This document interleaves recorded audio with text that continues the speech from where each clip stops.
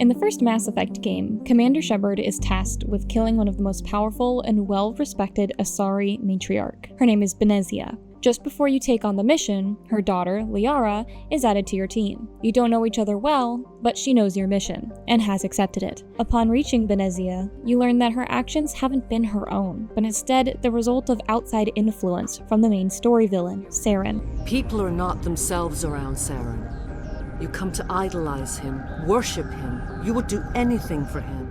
You learn from Liara how cruel her mother had been to her as a child, but despite Liara's description of her, and despite how much it pains her to fight and clear her mind, Benezia, after giving Shepard the location of Saren's next target, chooses to use her last moments of lucidity to address Liara. You've always made me proud, Liara. In Benezia's final moments, her concern was no longer with how the world sees her, but with how her daughter will remember her. Her matriarchal legacy is pale in the shadow of her only child in front of her, seeing what she had become under the influence of evil. What mattered to her in the end was simply to give the hero the lead they needed, and to tell Liara she hopes to see her again in the sky. Not to fix how the world would see her, but to ultimately change what she leaves for the world.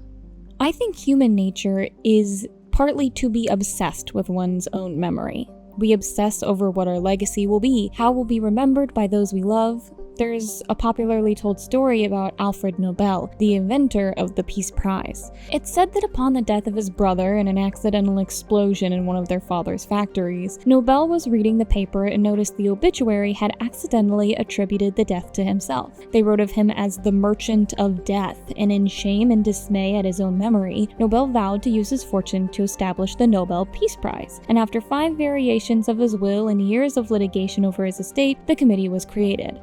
That's a really neat story, but unfortunately there's just not any proof that it's something that actually happened. In fact, the Nobel Prize website doesn't even have any mention of it whatsoever on their informational pages or their FAQs. The only sourced article I found on it is one describing how there is no source for the myth. It's more than likely Alfred came up with this idea on his own over time. The idea for the Peace Prize, that is. As he invented dynamite, thinking that its capability of destruction would steer the world into peace, as no one would dare fight a war when weapons like this were available. Obviously, he was wrong, and his invention was used for horrific acts of violence across decades, and his life summary suggests he was already a humble man who was anti-war for a good portion of his life. People still love this story though. They like the idea of a man seeing how he would be remembered and changing his life to do good and live on forever in memory as a force of peace and prosperity. It's a classic Scrooge scenario. Ebenezer is visited by ghosts trying to persuade him to be good, but he only decides to change his path in life once he sees how sourly his memory is regarded after he dies. Even when told this story about Nobel is probably not true, lots of people still decide to subscribe to it as fact anyway when shaping their ideas about who he was and what his legacy should be. Reality is just sometimes much less dramatic than we imagine it to be. Like Benezia, I can imagine that Alfred Nobel was much less concerned with how the world would remember him and more inclined to simply do what he felt was necessary to leave the Earth with a positive impression on what he cares about the most. For him, that was the continuation of progress on the front of sciences, literature, and the endeavor towards world peace. The invention of the prize only came about years after his estate arguing over his will, and the idea of it wasn't revealed to anyone until after he died and his will was reviewed to begin with. While Alfred is in a real world and Benezia is in her sci-fi one, both of them seem to be more concerned with what they will materially leave behind for things they believe in and care about, rather than just the simple stories people tell about them when they're gone. In preparation for articulating these ideas into this script, I've been watching a lot of media analysis videos lately. Time travel and its application in horror, comedy, and thriller genres is one that particularly piqued my interest when talking about someone's legacy and how they'd be remembered. One piece of media I've only seen talked about a couple times, maybe one or two, is 1988 anime Gunbuster, an early project from the creator of Evangelion.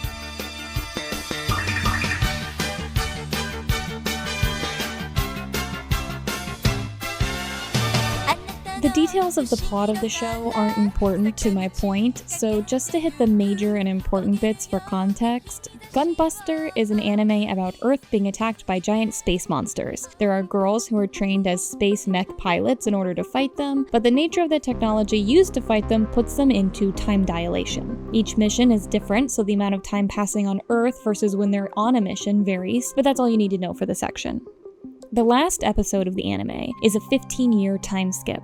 The whole thing is animated in black and white. Our protagonists, Noriko and Kazumi, are told they need to take on a final mission, one that will end the war with the space monsters once and for all, save the Earth from the threat of destruction forever. This mission would take years of their time away on Earth, but would bring peace and safety to humanity, so of course they accept it.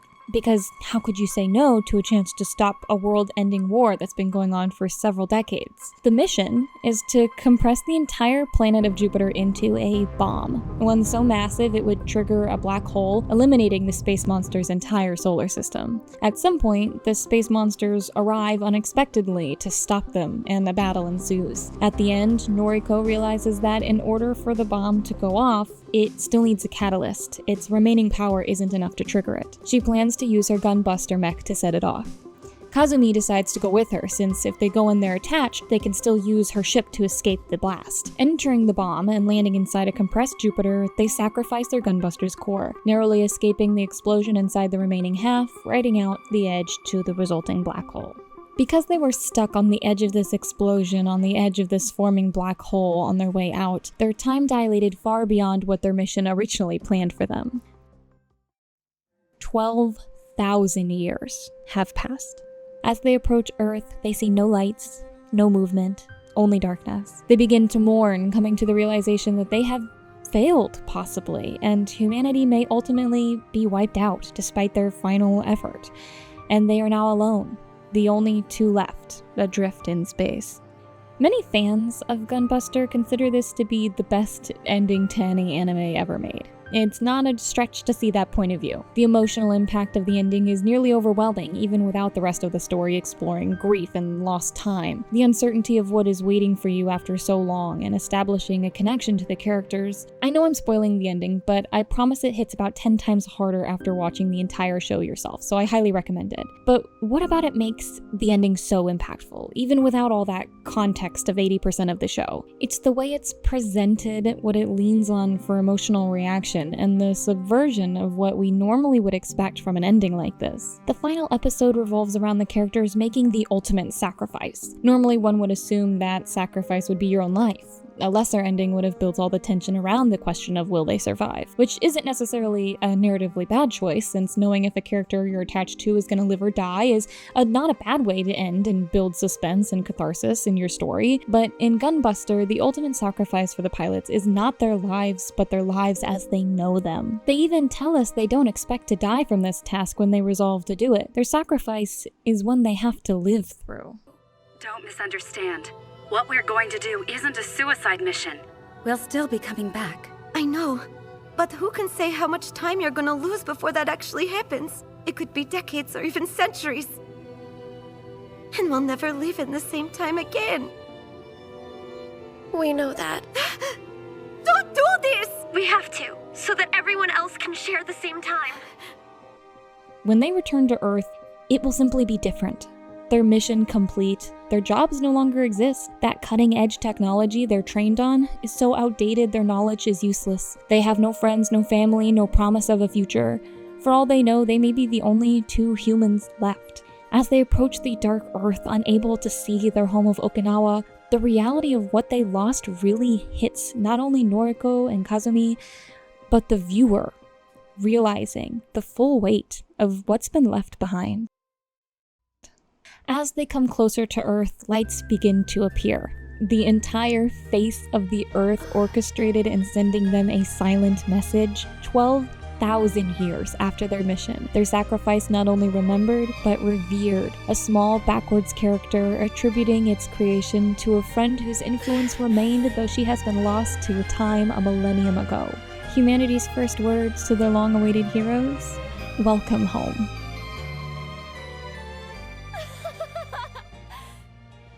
The ending to Gunbuster leaves me sniveling quietly to myself on my couch every single time. These girls never expected to be remembered by the time they came home, and the fact that their act of heroism was done without the real expectation of anyone being alive for them to experience this praise is what makes it so heroic, and what makes us cheer when they are remembered, when there are people around who know them.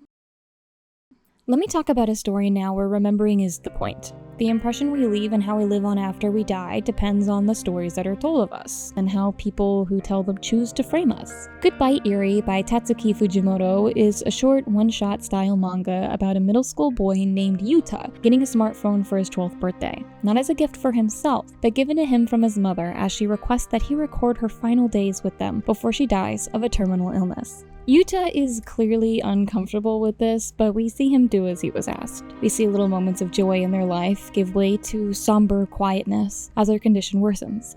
Yuta records hundreds of hours of video, and eventually his father says his mom is in her last moments, and her final request is her son to film her as she dies. Yuta seemingly just can't bring himself to be there, and as we see his feet running, we shift to an impossible second camera view of him sprinting away from the hospital as it is engulfed in an array of explosions.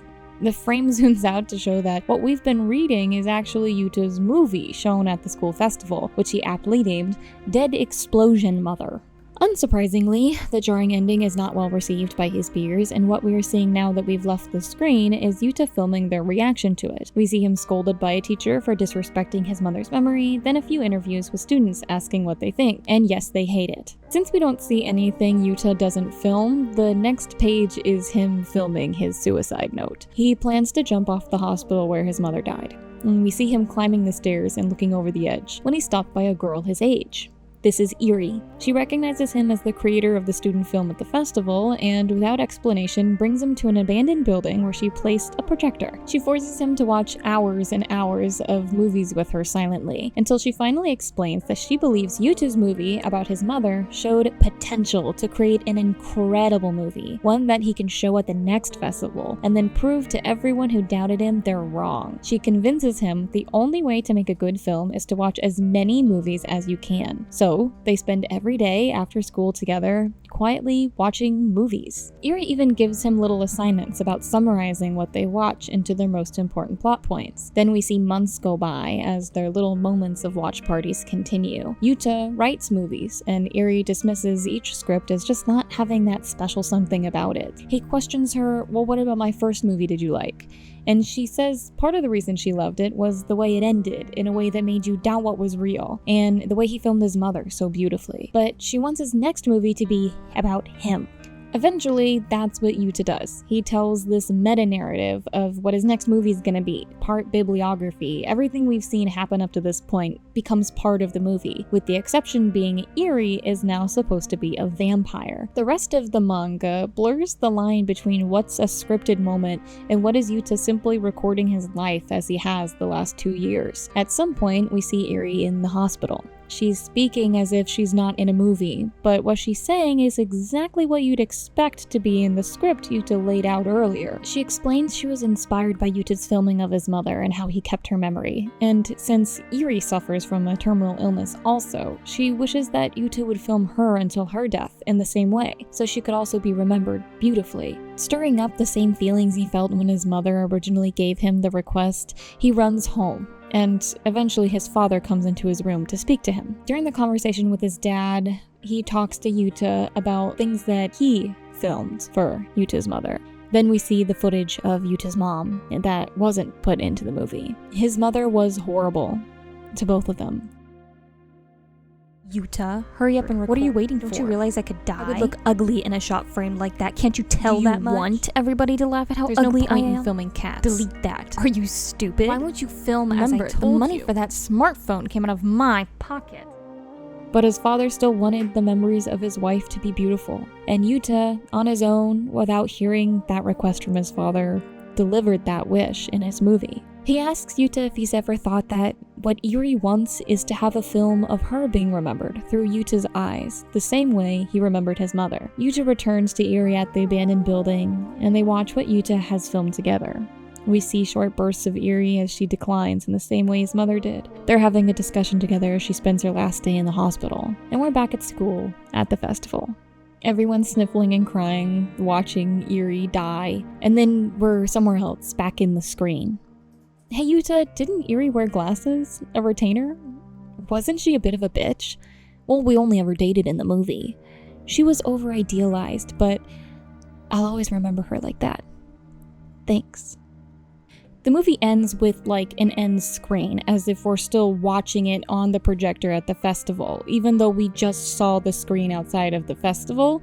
If the comic ended here, this would already be more than enough to write a 10-page essay on. Yuri was right about what made Yuta's movie so great. Trying to parse through what's real and what's scripted is almost impossible. The ending scene with Yuri's friend feels like it should have been after the festival, but it's presented before the end screen, making you uncertain if it's part of the film the students are seeing or not. I like to think it's all part of the movie, and everything we saw leading up to the wide shot of the audience during Yuri's death was fully part of the film, and including that last scene. It must have been spliced in, or they were reacting to something differently and Yuta edited his own movie onto the screen. Purposefully, it's really hard to tell what was filmed candidly, or what parts of the movies were shot when and where. The last scene suggests that not a single thing that was ever filmed of Yuri was real. It claims she wore glasses the entire time, but when we meet her for the first time, supposedly before Yuta decides to make this second movie, she's not wearing the glasses, or the retainer.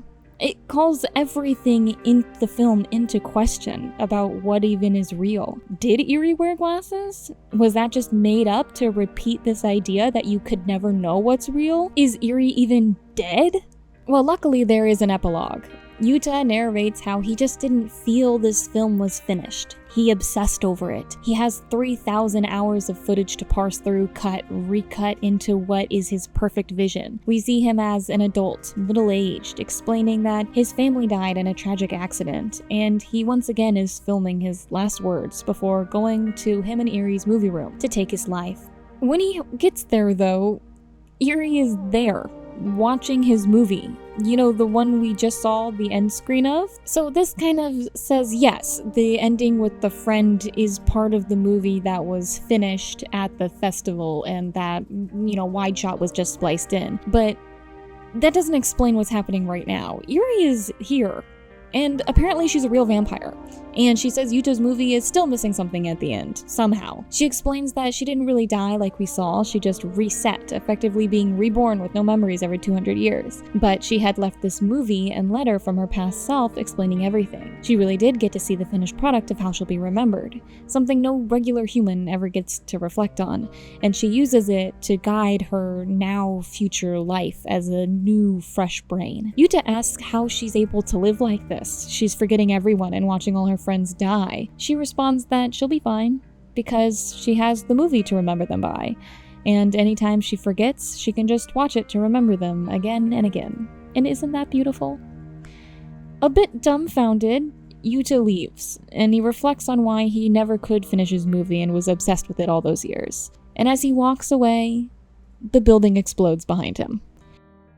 There's a few ways to interpret the ending of this manga. Most have to do with what points were in reality and what points are we just watching a script. I've read a few theories. The manga's from 2022, but it has a fairly lively and active subreddit and a fandom, especially with the critical acclaim of the Chainsaw Man anime driving people to look at Fujimoto's other lesser-known works. The most popular interpretation, and the way I have always seen it, is the entire manga is Yuta's movie, start to finish. Obviously, Yuri being a vampire for real and the building suddenly exploding for no reason didn't happen. These must be part of a movie. But that calls everything into question. Is he still in middle school? Is this being shown at the second-year festival? Most people agree that if the ending part of the movie is a movie, then adult Yuta must be played by his dad, and Yuri hasn't aged, so that only makes sense. I've already discussed how the scene after the second school festival calls into question any part of what we see involving Yuri from start to finish happening at all. If that was scripted, or maybe it happened and was reenacted, maybe the part about Yuri wearing glasses is a lie altogether just to make you question everything. A few theories ask if Yuta's mother even really died. If everything we see is just a movie and fake the whole time, is any footage of her real? Well, these are great questions to rack your brain on. I did leave out important details that disprove or support these theories on purpose, because I want you to read it yourself. It only takes about 10 to 15 minutes, and it's not really what I want to talk about with this story anyway. Repeated throughout is the idea that Yuta as a filmmaker is the one deciding how the people he films will be remembered, particularly how he chooses to idealize them. He makes his abusive mother seem soft and kind. He makes a crappy friend, as the girl describes Eri, into a tragic love story, allowing him to make peace with himself and his challenges with the memory of his mother. We don't see a single scene of his father that isn't called into question. As a viewer, we aren't even given a meta-narrative where we see him speaking about the movie from a perspective that wouldn't be inside of one of the movies, especially after a reveal where we have no idea if anything we see of Eri is real. But his father is still portrayed as someone who supports his son, loves his family, struggling with the death of his wife and the conflict of his son fulfilling her final request. We're given no inkling of his father outside of how Yuta wants us to see him in this film. As much as we all wish we could live 12,000 years after our time, read our obituary early, or have a final word with our loved ones before we die, there are some things in life that cannot be controlled or predicted. Humans as a species are transfixed with the idea of how we'll be remembered after we die, the impact we'll have on the world, the things and people we leave once we're gone. By extension, we want the people we love to be remembered by others as a reflection of how they made us feel and the impact they had on us in our lives. We'll hide their flaws, forgive their faults, or if memory is particularly unpleasant, we make efforts to forget them altogether rather than stain the world with an ugly image. Eri says that though it seems Yuta's film is about his mother, he was the most interesting part. In the film he makes about Eri, she insists his next film should center him as the main character, despite her being the one filmed and followed throughout. And while it doesn't seem like it at first, Yuta really is the main character. While we follow his mother, his father, and Eri, we're always doing it through Yuta's perspective, through what he wants us to see and how he wants us to interpret the people in his life. The uncertainty of what was real and what wasn't only lends to ensure the reader is unable to form a narrative outside of the one presented to us. In the same way, we may try and clarify our perspective to someone 1,000 times, but we will never be able to control how we are perceived by others. The truth is, we are not in control of our legacy. As much as Scrooge wanted to change how people remembered him, the suffering he caused before his sudden change in old age may forever outlive any final acts of kindness he gives. We will never get to see the outcome in that story. We don't really get to see what Scrooge's new gravestone says, or if people even talk about him after he dies. Do we think people will tell tales of his sudden change of heart, attributing it to some tragic accident, how we do with Alfred Nobel and his false obituary? A Christmas Carol ends with Scrooge spending time with his employees, trying to make them have a better Christmas. All that matters at the end of that story, all that mattered when Noriko and Kazumi arrived back at Earth, what Goodbye Eri seems to be trying to tell us is that what we leave behind when we die is how those who knew us choose to remember us, not really who we were. Even if your every waking moment, from the day you are born to the day you die, is meticulously recorded, dedicated to film, undeniably saying who you were, you will still always be at the mercy of the editor.